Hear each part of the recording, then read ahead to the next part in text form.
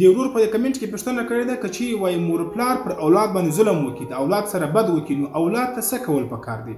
ګوره نبی کریم صلی الله علیه وسلم حدیث مبارک دی وایي که چیرې مور پلار تا مجبوره کړي پر دې خبره باندې چې ته کفر وکړه یا شرک وکړه یا د الله یو نافرمانی وکړه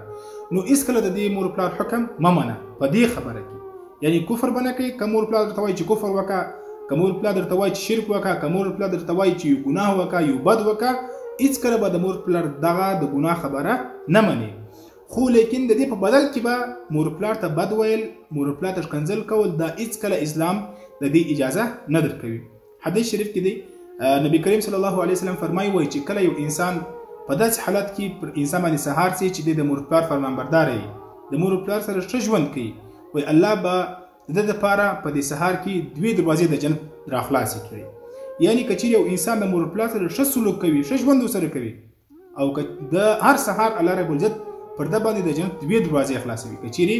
مور پلار کې یو ژوندی و نو بیا یوه دروازه د جنت ور باندې خلاصوي. او که چیرې یو انسان په داسې حالت کې سهار کې چې دی د مور پلار څخه ناراضه وي مور پلار نافرمانه وي مور پلار سره بد کوي د مور پلار سره مور پلار ته بد رد وایي نو الله رب العزت به هر سهار د ده لپاره 2 دروازې د جهنم خلاصوي. او بیا په اخر کې نبی علیه السلام وفرمایل وایي که څه هم مور پلار ظلم در باندې وکړي که څه هم مور پلار ظلم در باندې وکړي که څه هم مور پلار ظلم در باندې وکړي اولاد ته دا حق نشته چې مور پلار ته دې بد ووایي مور پلار دې ووهي مور پلار دې وشکنځي هېڅکله اولاد ته دا حق نشته. خو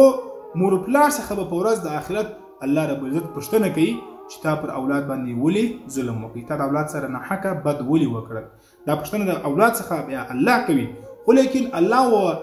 اولاد ته دا حکم